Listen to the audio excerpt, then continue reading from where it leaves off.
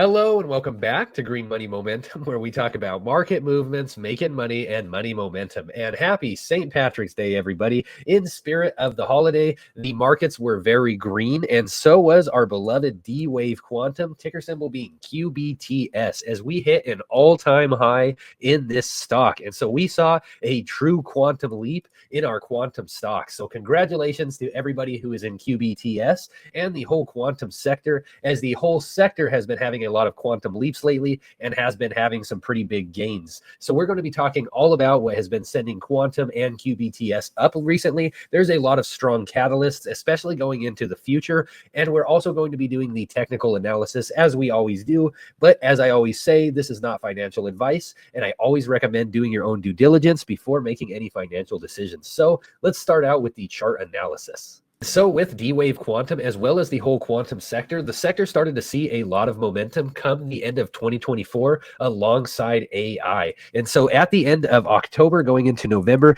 D-Wave Quantum started to see a lot of momentum. We saw D-Wave go all the way from being under $1 all the way to 10 plus. And it looked like all these quantum stocks were just going to continue to rise. But then we did get some a bearish take from the NVIDIA CEO. So he said that he didn't think that quantum would have any use in the near term, and that it would take like 20 plus years before we saw any utility in quantum. And so because of that, there was a big drop off. But what is positive is we did find the support here, and we were in this middle kind of a sideways trading channel for a while, with the bottom being right here on the support line, and with the top tapping right around $7 to $8. Now, D-Wave Quantum saw a big jump off of their earnings report the other day. And so we saw ourselves absolutely go from the bottom of the support line, smash through the middle resistance, and now we are at the top again at an all-time high for QBTS. And so we saw a $12 mark in QBTS today, and overall the stock did have some positive growth. And so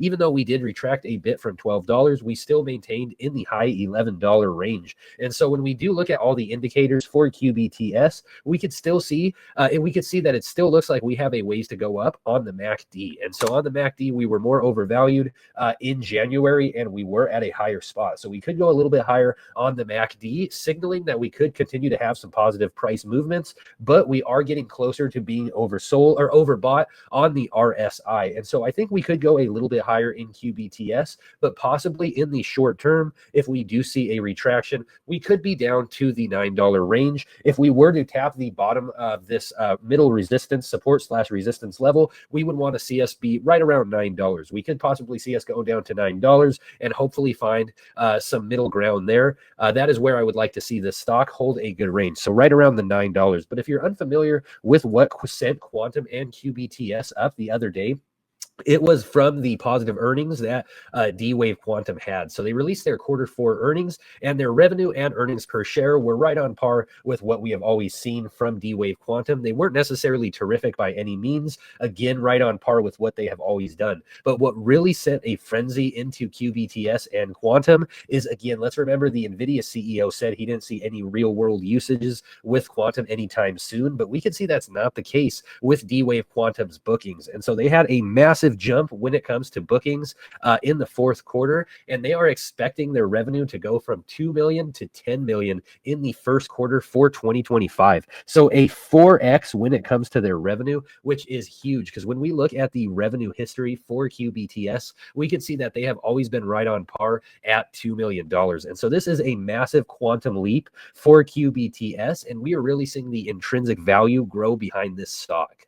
And we were just talking about this in our video the other day, the massive short interest in Quantum. This is why we saw a potential short squeeze coming for QBTS, and that is because the short interest is at 21%. And so when it comes to short interest, anytime you are at 10 or above, that is a significantly high short interest. So to be at 21%, there was a lot of bears in Quantum expecting Quantum to keep going down. But with this positive earnings report and with everything we see in the future, I'm sure there's had to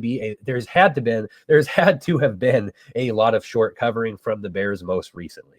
And with all the bookings, the CEO emphasized the importance of this achievement, describing it as the holy grail of quantum computing. And so it looks like that quantum is gaining a lot more utility. And with these bookings, it looks like D-Wave Quantum has really done something big. We know that they are the leader when it comes to commercial quantum computing. And so with them 4xing their revenue for the first quarter of 2025 and having such a significant gain in bookings, it looks like the intrinsic value behind this company is really growing. And it looks like the overall utility for companies using them is growing as well. And so for myself, I am holding quantum for the long term. I think there is going to be a lot of innovations, and I think the hype and momentum has really only started in quantum. I would love to hear what everyone else's opinion is when it comes to D-Wave Quantum and quantum in the section below. So please drop a comment with what you think about quantum. Please leave a like and please subscribe to the channel if you haven't already done so. Thank you so much, and I'll see you guys in the next one.